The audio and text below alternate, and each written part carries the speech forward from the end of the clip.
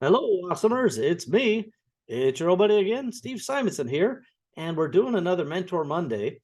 I used to do these back in 2017, 2018, and I can't do them and commit to you to do them every Monday or, give some sort of cadence that will be guaranteed. But I can tell you today, which is Monday, at least that's the day that this is being released, it's happening. It's Mentor Monday. Get with your friends and family and celebrate. It's good times. Today, we're going to talk a little bit about what I think the top 7 mistakes that Amazon sellers, particularly Amazon FBA sellers, make when they are sourcing in Vietnam. Now, for those keeping score at home, I've been talking about Vietnam for 4 or 5 years now, and I've talked about how it is, for many categories, the most obvious place to consider as a backup plan to China. So everybody has this phraseology that they refer to these days called China plus one. But it could be plus one minus China for a lot of these cases. In our case, we have tried to minimize the exposure to China as best we can, minimize the impact of the Trump tariffs specifically as best we can by finding alternative trade routes, essentially. Now, I do want to make sure that you understand this is not a static situation. It is dynamic, and many variables are at play. So, as an example, when you're thinking of, well, I'm already buying from China and it's going just fine. The supplier's nice to me and I like them and we've got a good price, we've got a good relationship. Why break the status quo? Well, you know what? Your context is different. Maybe that's the right answer for you. But I'm telling you, it's dynamic in the marketplace. So your competitor could be off trying to find this product or this particular niche that you're serving and find some new approach to it. And maybe they can find this in Vietnam or India or some other place, and therefore they don't have to pay the extra Trump tariff and so forth. And so they suddenly now they're getting a benefit that you don't have. And you start to ask yourself, why is my competition selling at such low prices? I don't understand this. This doesn't make sense. They're selling below cost. And you have all these things going on in your mind about things that may or may not be true. And my advice to you today is let's think about the top 7 things that the top 7 mistakes that Amazon FBA sellers make when they're sourcing in Vietnam. Let's jump in, everybody. I'm going to do this both in an audio and a visual presentation form. The audios get these pretty graphics made by our very own Z. Thanks, Z. Appreciate your hard work here. So today is Mentor Monday. I'll be your mentor. Monday will be the day. By the way, presented by Catalyst88.com. You can go there and check out some of the things that we're doing. You'll find more news in the coming weeks on that because things are really moving fast over here in Awesomers land. Now, as always, or at least for the most part, I like to put in a little bit of a disclaimer that I don't know nothing about nothing. And this is my Axiom Zero. It has become relatively well known. If you know me or if you've been to events, I often start out with this to give you a little context. These things are things that I believe, and I'm sharing with you from a real place of credibility because I've been around. But I want to tell you there's other ways of doing things. And I'm always open to learning. And in this context, I would encourage you to be open to learn as well. Try to put our bias aside in any situation, whether it's this podcast or a meeting with a supplier or whatever. Try to set our biases aside and let's see if we can learn something or at least have another perspective. And then at the end of that, we can reconcile our past experience with this new information and decide where we stand on the topic. But as you might know, I don't know nothing about nothing is part of my brand because I want to learn. And I don't always expect that I am right, although it happens an awful lot. All right, we're moving on. So this topic is going to just cover the top 7 sourcing mistakes by Amazon FBA sellers. This is not unique to Amazon FBA sellers. This is kind of broad assortment and even could apply globally, but specific things to Vietnam I'm going to bring up throughout this episode. So if you're ever contemplating Vietnam, you're thinking about sourcing in Vietnam, here's some things to consider. Let us start with a number one, which is, what if we knew where we were going before we got there? This number one rule is start with a desired result. So this means you start to think about, what are you actually intending to accomplish here? Saying I want to source this item is part of it, right? Yes, I would like to source, a new mouse pad and move it from China to Vietnam, or at least see what my options are in Vietnam compared to my current supplier, wherever that current supplier may be. Now, price is one part of the equation, right? But you need to look at the timing of the shipment. You need to look at the terms you're getting. You need to look at, all of the various pieces of the puzzle. Maybe it's the simplest thing. Maybe everything's exactly the same. Pardon me. If everything's exactly the same, but for some reason, the new supplier takes twice as long to get the product to you, right? That would be worse. You'd be downgrading. Or the converse could be true. What if the new supplier, everything's equal with China, no pricing advantage, but they could get the product to you in half the time that it's taking China, right? Wow. Now that would be a great cash flow advantage. So understanding your desired results should incorporate multidimensional variables here. So you're talking about not just price, not just terms, not just, the timing, but any of the other factors that could include quality, they could include communication, they could include the simplicity of dealing with somebody, but sketch out what you think is the desired result so that there's no surprise later when you're contemplating this and going, have I accomplished my mission? Well, you don't know if you didn't set out the mission to begin with. We like to do this in projects. We kind of set it out, and then we get into the series of tasks that are related to that project outcome. All right, so number two is, it's one of the most basic things, and it's probably, if not the leading cause of trouble, it's certainly in the top two or three, and it's miscommunication. The lack of understanding between parties is where I see so many problems. And I'll be honest with you, I've sat in, hundreds of supply meetings, maybe thousands. I don't know. I've certainly been to thousands of factories. Well, over 1,000 factories. I know that much. I can't do the full math, but certainly over 1,000 factories. And many cases, I will hear the supplier say something in English, and the counterparty, if that's one of my team members, or I'm sitting in on another meeting for a supplier, but I'll hear people in the room say things, and they both think they're understanding each other, and it seems to me that they are not. And so I will kind of inject myself and say, this is what I think you're saying, and they'll say yes. And then I'll say, this is what I think you're saying, and they'll say yes. And then it'll become very clear everybody was off on the wrong foot. Don't just take somebody nodding their head yes as yes, I understand. And in fact, as I've talked about with China specifically, but this is in general true, the Asia yes is often code for, I don't want to talk about this anymore, or I don't understand what you're saying, or yes, I actually agree with you and comprehend 100%, or no, I disagree with you, I hate you, I wish you would leave. But the easiest way for me to do that is to say yes and then ignore you later. Yes is the kind of the underrepresented no of our time.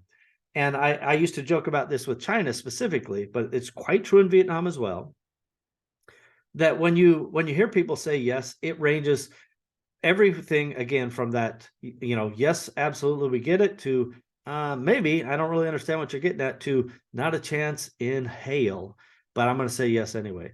All of that could be represented by yes. So there are many meanings of yes. That is, a supply side consideration for you to make sure.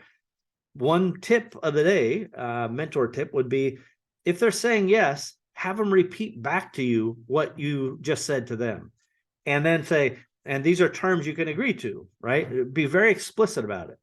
The other thing is, don't use any colloquial type of language. Don't use analogies or idioms. anything that you are familiar with in your language that they may not be familiar as a, not a native speaker, you do not want to put into the equation. That's not part of the puzzle. I have seen this again too many times where people, they'll use some anecdote or some, metaphor, and it completely breaks down the entire flow of the conversation, because the other parties, not only do they not understand it, but it's not on them to understand it. It's on you to communicate in a clear way. Stay away from, any kind of slang, idioms, anecdotes, things that won't have a kind of universal meaning. The other thing I will say is stay away from platitudes. Saying things like, we need high quality, and the supplier shakes their head yes, and they say, yes, yeah, well, high quality, yeah, we're on board. That is not the same as writing a specification. That is not the same as agreeing to a standard. And by doing that, whether it's in Vietnam or elsewhere, you're setting yourself up to fail. And that, that platitude of, we hope you do a good quality job for us because that's really important to us, and everybody shaking their head sincerely, not an agreement, and certainly not a contract. Let's get in to number 3, everybody.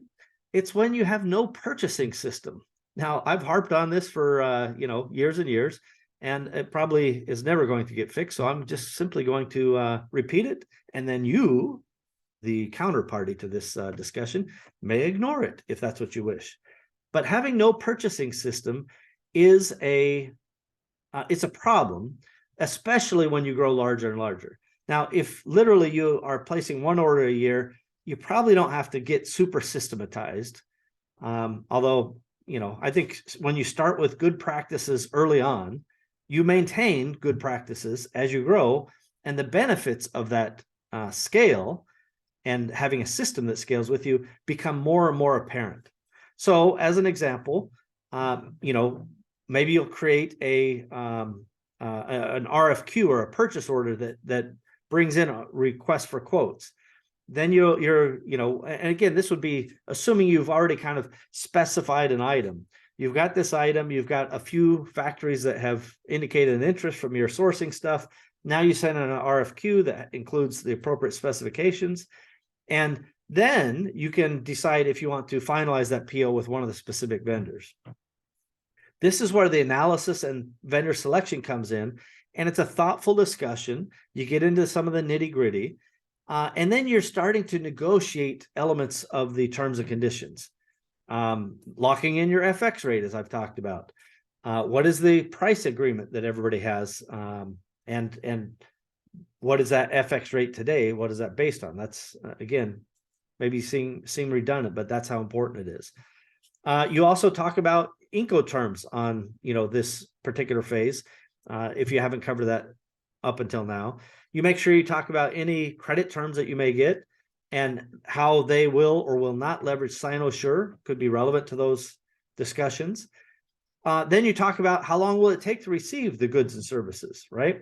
And once you kind of have all that sorted out, then you can formalize your PO. You'll send them the purchase order, which again should be very specific and include all the terms and conditions you guys have agreed to. This is your part of the agreement. There is a specific way you can do it in China to make it enforceable in Chinese courts that I've talked about before. I'm not going to spend time on it now, but having a proper China PO that is done exactly the way that the Chinese authorities like it to be done gives you a much, much higher chance of, let's say, enforceability to the extent some term or some issue comes up later. Maybe you can't start that now. Fair enough. But starting with a purchase order that is in writing versus an email that says, send me 1,000 units of this thing we talked about. Vastly different from a professional landscape perspective. And your supplier judges you on every one of these interactions they have with you. They judge you by the quality of the questions you ask. They judge you by, the types of things that you may inquire about. So not just the quality of the questions, but the breadth of questions that you're asking. And this is why, at Product Savants, we have a 2 or 3, maybe it's even 4 pages now. Basically, like an analysis of each supplier where they go through and they answer a bunch of questions. Who are you selling to? What trade shows you go to? How long you been in business? How many employees you got? How many production lines? Just so many questions. And they can tell, like somebody who asks that many questions, they're automatically at the higher end of the scale when it comes to a professional, right? There's people who just make inquiries on Alibaba and go, can I get 1,000 units of this? That would be the lowest level of, kind of inquiry, all the way up to the more sophisticated. You don't want to ask too much too soon, right? Your first interaction to them shouldn't be answering 1,000 questions. It should be to see if there's a meeting of the minds, see if there's real opportunity, and then to get into the nitty-gritty later. Finally, once you send the PO, they send you a PI, and now it's time to set up in your system how the goods are received into the system. And it doesn't matter where they're physically received, although that's relevant to this process, but they need to be received in your system so you can track from the time to PO to the time you physically got the goods, and then benchmark that against future shipments so that you can understand forecasting. You can understand, gosh, when should I reorder? Based on the last 10 times we've ordered, it's taken an average of 73 days. And so I better plan on, 73 days or 75 days, whatever it happens to be. So once you get it, then I want you to really go in and make sure that you're, checking all of the various materials, not just the goods themselves, but any invoicing that may be relevant, any receiving documents. This is where you make sure all the paperwork matches. Maybe your 3PL says, or Amazon FBA says, we're 50 units short here. Gosh, let's reconcile that. What happened? How did it happen? Now you're into checking weights and you're checking, how many boxes came over, pallets or what have you. And then finally, assuming that you didn't pay up front and you have terms, then you would authorize payment once all that's reconciled. Now, obviously, along the way, you're going to do your standard and, post-production, pre-shipment inspection, and other types of things that I'm not getting into those details. All of that is part of the system. It's just, purchasing and inspection, those are kind of different processes. And then finally, you would get down to any, related record keeping, things like that. You would upload those documents so that they stay in that PO and you can remember the history. None of us can remember every detail. So we like to have the purchase order have every, kind of email back and forth, which is baked into the system. Any documents, any conversations, maybe it's on WeChat. I took some screenshots. I'll put them in the PO. Like, we don't want to forget stuff. So that's how we do it. And then finally, you can close out the purchase order once you're done. No matter how your system works, there should be a beginning and an end. And whatever, sequential steps happen in the meantime, these are up to you. But think systemically as opposed to lazily. Sending an email with a quantity is not a system. All right. The next bit, which I've alluded to but have not dived into the detail, is that you don't give enough detail. So you say, gosh, well, I sent them a sample and I don't really want to write down all the things about how to get, a stapler made, right? So for the audio listeners, I'm holding up a stapler. Oh, but it's being blocked by the Magic Camera. So if you're trying to get a stapler built, you need to specify, what is the, material. And if there's multiple materials on the stapler I'm holding up, there's plastic at the top, and there's metal. There's another kind of stainless steel at the bottom, and there's some snaps and some screws. Like, every piece of that should be specified. What is the alloy? What is the plastic? And I'm talking about chemical definitions or classification definitions. You should talk about sizes, lengths, widths, density, thickness, right? Gloss levels, any and every detail that you can come up with, so that there's no question that you guys are saying the same things. And now's a good time for me to remind you to read Poorly Made in China. I know, my friends, that this seems redundant to you, but believe it or not, there are people who watch these and they've never seen anything that I've spoken on before. So the recommendation of reading Poorly Made in China is to help them. And for those who have heard me say it before and haven't read it, please take a moment. Poorly Made in China by Paul Midler. I have no affiliate deal. I have no financial interest in you reading it. I have financial interest only in you not killing yourself when you find out some of the tough lessons that others have learned. So really, it's not financial interest, it's an emotional interest, I suppose. So getting your detailed specifications cannot be, I guess, overstated in terms of its importance. Now, maybe your first order, you missed a spec or two or 10. The second order should be that much better, right? And the third order to be that much better. And I can say, despite our levels of experience, I don't know of a single order we've ever had on a first production run that we didn't have one or more changes to the specification after that first order. And it's kind of an evolution. We continue to evolve those specifications as time goes.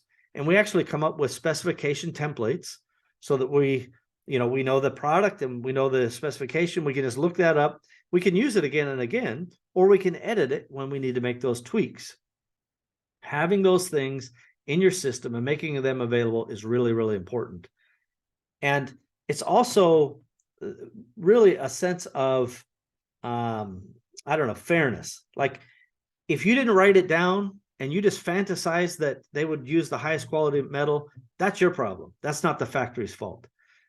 If you expected them to make something out of metal because it's strong and they did it out of plastic and it broke, that's your fault, not the factory's, right? This is really where your responsibilities become most highlighted, because any complaint you get, any point of failure that comes back to a specific specification, which was either not specified or insufficient to meet the quality of the job, that's your problem.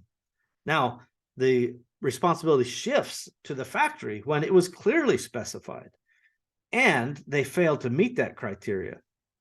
Now, again, I'm going to still put an asterisk next to that and say, if you didn't catch that in pre-shipment inspection, if you didn't do lab tests to validate this, if it was really important to you, you still have a degree of responsibility. I like to say trust, but always verify. Like not trust, but verify occasionally, like trust and always verify. So there are third-party labs in China that you can get to do tests. There are third-party labs in the United States and Europe and other, Australia and, South America, wherever you can have do testing for you that give a third-party objective opinion as to a specific test or specification. And this is an opportunity to remind you that when you're doing a testing, meeting this particular requirement, it's really good to use an unbiased third-party specification number or rule number. So like having an ASTM number, this product must meet this ASTM requirement between this range and that range is a best practice. And listen, I understand. I know there's people rolling their eyes right now and they're like, hey, I'm just trying to order these, salt and pepper shakers. I don't know why I have to be so, detailed. And the answer is the minute those salt and pepper shakers, break into, pieces, or, you determine they're not made of FDA materials and they have to be recalled because, they're a health risk or, whatever the case is, then you were warned, right? I know formality and systems, they speak against this idea that, oh, private label is so easy and passive Amazon FBA income and, e-commerce is so easy. Like all of that's nonsense, right? That is all just BS marketing nonsense. Don't pay attention to it and don't get caught up in those silly details. You need specifications. You need to make sure that you're investing in, your own quality of product. All right, the fifth, it's number 5, everybody, is the lack of oversight. So I just talked about some of those, things that are important. The pre-shipment inspection, which is usually after production, but before it ships, you go in and you have an inspection company go through and basically review for your specifications quality from some percentage of the lot. Usually it's 10 or 20%. If it's your first shipment, you might be well advised to pay for a higher percentage. Maybe you want to do 40 or 50% just because you're nervous about it. I generally would say that is not worth it unless you didn't set up the specifications correctly. The way an inspection works is if they have a percentage of failures in that random test batch that they drew from, then they're going to inspect an additional percent. So let's just say that the number is they're going to inspect 20% of the stuff. If they get a certain fail rate that you guys agree to that is too high, they inspect another 10%. And if they still get the fail rate, they'd inspect another 10%. So there's this kind of escalation to protect you. Now, I know some people, they're like, I'm just going to inspect everything. More power to you. Knock yourself out. But you're actually keeping score after the fact. If you're that concerned, then put somebody in the building during production. That would be a production inspection. We think that is very reasonable. And, I remember one of the universities in North Carolina, I think it was North Carolina, but anyway, some university, we were producing a bunch of furniture for them. And they put a person in our building for the 3 months that it took us to build stuff for a bunch of their dorms. That's reasonable. That's fair. They got to see every piece of the production process during this critical, giant purchase order. That's very, very reasonable. We also do some what we would call pre-production inspections. This would be things like going and looking at raw materials. How are the raw materials being acclimated? Are the raw materials sufficient to cover the size of our orders? And by the way, are the raw materials sufficient to cover the succession of orders we expect to come in the future? So knowing, quantity, date received, is it being stored in the appropriate places? Some materials are more unstable if they don't have like humidity controls or things like that. All of these things are factors that you might consider including in your inspections. Generally speaking, if unless your volume is huge or unless you have some specific itch you're trying to scratch when it comes to quality, most people are fine with post-shipment inspections. But I will tell you that every supplier that we have, at any given time, we're still tracking hundreds and hundreds of containers. And those are the containers we track are from the point of PO to the point of delivery in this particular department. And that means that we want to know what the status is of every PO, even if it's a month before production or 2 months. Like, do you have all the raw materials? And so we have this whole checklist of the steps that it might be involved in a production of a specific material. And we ask them every week, either by email or they log into our system and tell us, what's the status? Do you have sufficient raw materials? If not, when will they be in? And then what does that mean for our PO ship times? And this is, again, trying to add oversight to the process instead of finding out at the last minute, oh, golly, this thing was supposed to ship, or I was supposed to receive this. And then you find out, no, it's not even in production yet, right? And the fact is, although this happens far less in Vietnam, in China, as an example, the COVID lockdowns are just randomly just closing things down. Vietnam had that in some respect in the past, but less so now. So as you think about Vietnam, you got to figure out, well, who's my freight forwarder? Who's my, inspection company? And have I sorted that out? And by the way, I think Empowery has some resources they can share with you to accomplish some of those goals. So make sure your oversight process is sufficient, because it's on you if there's a fail and there was nobody watching. All right. One of my favorites, and this is especially true in Vietnam, but it's not untrue elsewhere, that, especially when you're starting a new product line, everything takes longer and it costs more, right? So many times I see sellers and they're like, oh, I got this new idea. Today's Tuesday. I hope to ship out my first samples by Friday. And it's like, hey, if you can pull that off, especially at scale, more power to you. It's rare that that's the case. And whatever product development budget you set up is generally, not sufficient. And so understanding that because things tend to take longer and because the budgets are often busted, that gives you at least a managerial perspective to say, you know what, instead of me expecting this thing to be a 7-day process, or a 30-day process, whatever your baseline is, use a realistic perspective and go, each step in this chain is going to take 1 week, and I got 10 steps. That's a 10-week process. And then hold yourself to it. Don't get lazy and say, oh, I've got so much time. I got 10 weeks instead of 5 weeks or whatever the normal old system used to call for. Hold yourself to it. And maybe you can tighten it up. I got no problem about tightening things up. This is mostly about saying on your very first, like if you're developing a brand new SKU, in almost every case, it takes longer and it costs more. That's just the way things go. Once you have nailed it, now you can tighten it up, and things get better and better and better. And then once you, as I like to say, once you nail something, then you scale something, not before. So you will get, better cost structures, you get better time and turnarounds. And many times in the case with the factory, if you say, well, gosh, here's how much I want for the next 3 months, many factories would rather just produce it once and hold those shipments, right? It's a lot easier for them versus starting up the production lines and doing, another batch. Let's say you want 3,000 units, you're going to order. If you can give them those POs right now and then say hold shipment on, the second 1,000 and the third 1,000, they can produce it and maybe save them money, and maybe that ultimately saves you money. But at least that they're ready to ship it on that second month and third month versus having to go through a whole production cycle again. So there's lots of ways of managing things to prevent taking longer and costing more. But on your first go, just understand this is a general rule.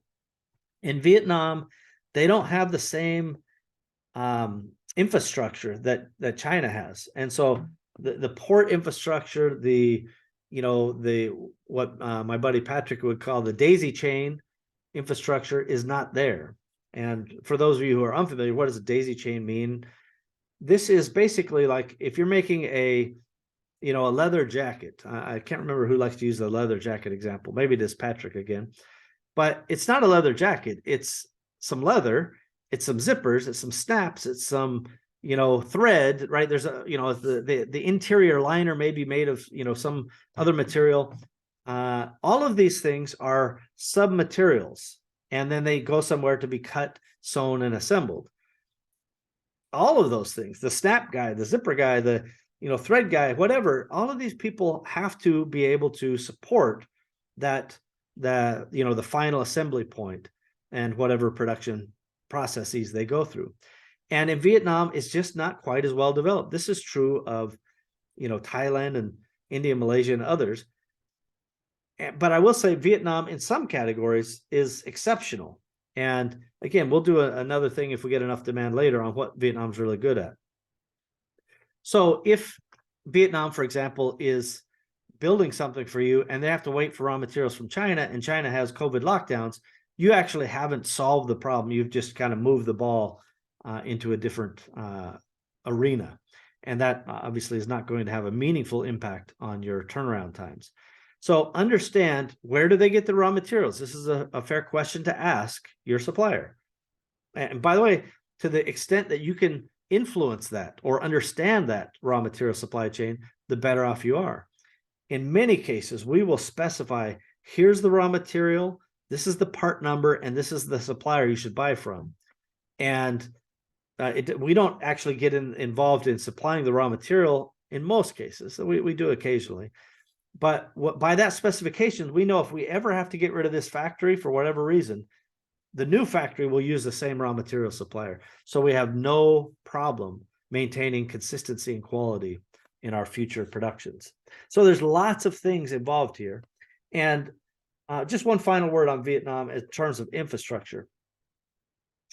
Vietnam has only, I don't know, 150 million people or 120 million. I don't remember right off the top of my head. But Vietnam itself does not replace China. There's a ton of people trying to get stuff into Vietnam, meaning orders and trying to buy stuff from Vietnam. And what that creates is a fervor of activity. And so, you may have people, you're like, hey, I need 500 units of this. And you're surprised that the factory you inquired at in Vietnam wasn't interested in your business. Well, maybe that just wasn't big enough for them. Or maybe in whatever way you approached them, it didn't come across like they had a big opportunity. They came across like, this is too much of a headache for me. And so how you approach Vietnamese suppliers makes a difference as well. All right, let's press on to number 7. So compliance is a really, really important part. And this goes beyond, your specifications. Compliance are things like, are you compliant with FDA standards? Are you compliant with EPA standards? Assuming they apply to you, right? Not every product has these requirements. If it's a toy, are you compliant with the toy standards for the safety and so forth? And depending on the country that you're selling this in, there may be, state or provincial level requirements on top of federal level requirements. And more importantly, is your factory compliant with those? So, let's just use the old silicone spatula idea. You may say, great news, I found this silicone spatula or these food storage cubes or whatever in Vietnam, good price, great price, no Trump tariffs, whatever. And then you gear yourself up and either you realize mid-process or after shipment, holy crap, this factory is trying to import and they're not on the FDA approved list. So now they're going to get stopped at customs, right? And this is a really important thing to consider. Compliance is not a random thing. If something has a requirement to be on the FDA list, you best believe that the FDA is getting notification when that shipment hits the port. And if your supplier is not on the nice list, that means on the naughty list, or maybe they don't exist on any list. But that product is going to stop right there until you can come up with the documentation to get it through. And maybe you can, or maybe you can't. That remains to be seen. But thinking about those compliance, and we're talking about government compliance things early on, really, really important. Germany has new compliance requirements that are going into effect that are really impactful. And this is going to happen also in Holland and France and all throughout Europe over time, where these compliance factors are really, really important for you to think about on the front end. Canada has some labeling requirements that you may not be prepared for if you're not thinking about these ahead of time. You can't expect your supplier in Vietnam or elsewhere to take the responsibility for this, particularly if your terms are like Ex Works. If they're DDP, then they have much more of the compliance requirements for them. And this is one little, we'll call it a pro tip. If a supplier, for example, has an FDA and you don't want to go through the FDA time and process and cost, it may be better for you to have them imported under the FDA and then you sell it. Now, this may not pass the Amazon requirements for FDA rules and regulation compliance. It depends on the product. There's some that you absolutely have to be, FDA level 1, blah, blah, blah. And so there's no skirting that. There's other things that are like, as long as it's made in an FDA facility, anybody can sell it. That's kind of a different standard. But I just don't want you guys to ignore these types of things. Vietnam has a number of factories that can meet certain requirements, and obviously many more that probably cannot. That's true of any country, whether it's China or India, Malaysia, Thailand, Cambodia, really any country can have these kind of obstacles. So don't forget the compliance effect. And I'll leave you with this kind of summary. When you think of 1 through 7, if you don't start with a plan and then measure yourself against that plan, it's hard to know if the results are being met. So, problem number 1 is not considering the results and needs of all parties. If you can't get a supplier excited about doing business with you, you're almost selling them on why you're awesome and why this is a great opportunity for them. You've missed an opportunity. The second rule, ineffective communication. And this is true in Vietnam, it's true elsewhere. If you just hear the word yes and assume that means, yeah, we're cool, everything's golden, you are in for trouble. You'll have many, many surprises, very few of which will be good. Of course, mistake number 3, not having a proper purchasing procedure. Again, Vietnam deserves, proper purchasing, as does any other country you're dealing with.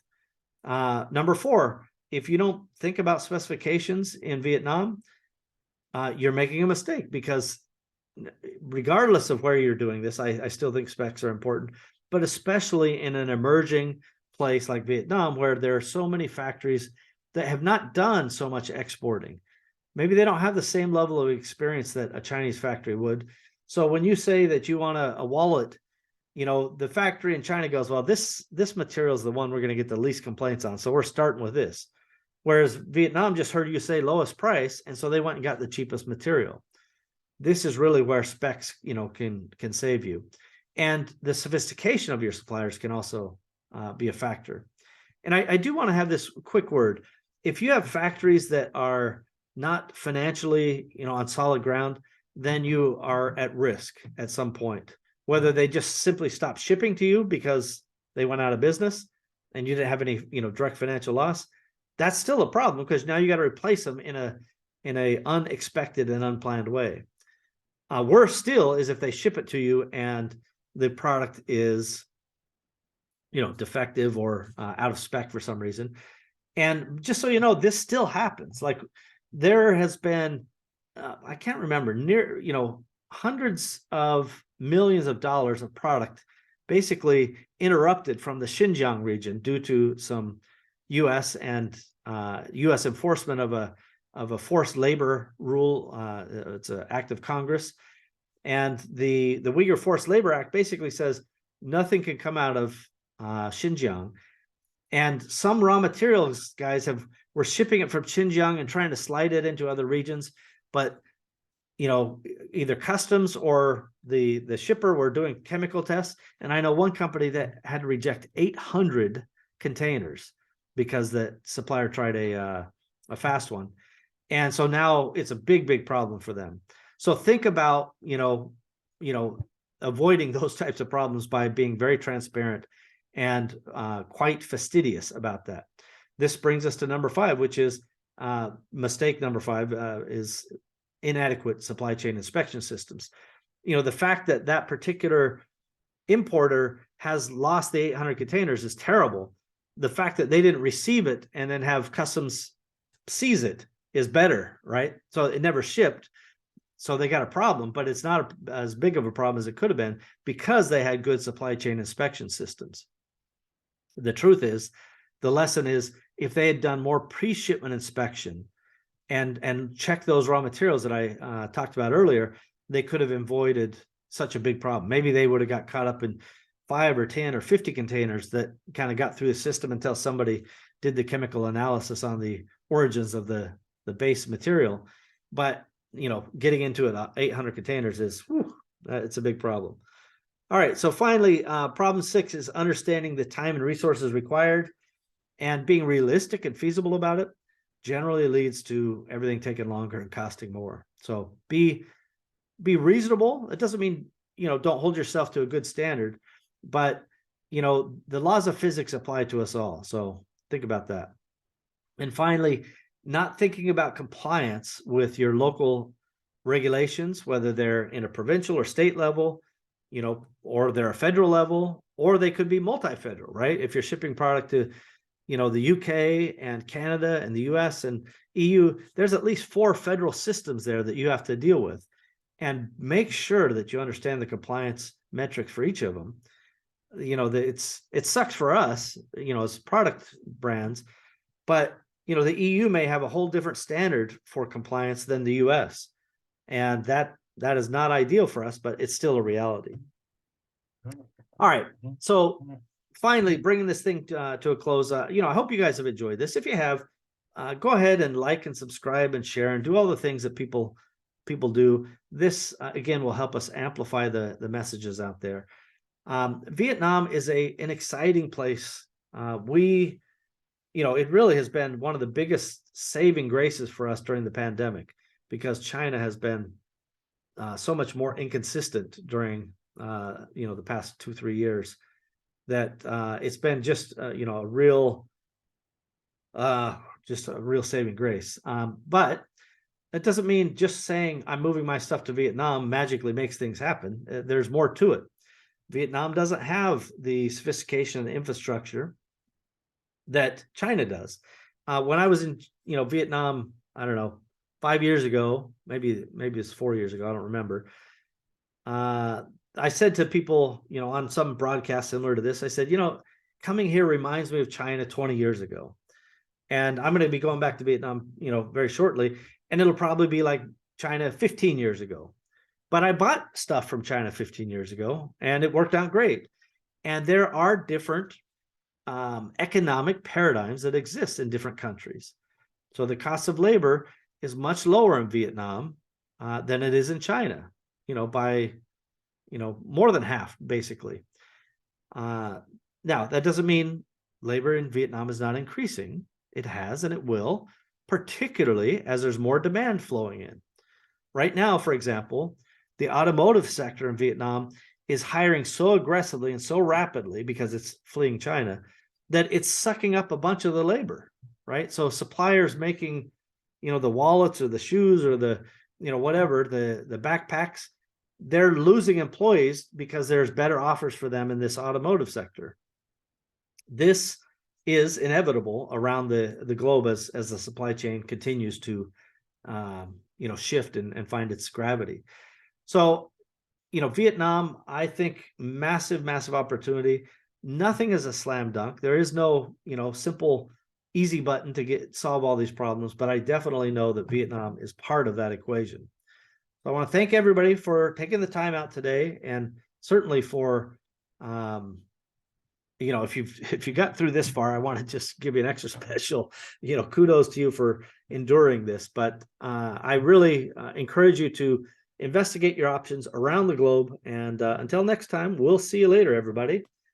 Thanks again. And awesomers, stay awesome. Bye-bye.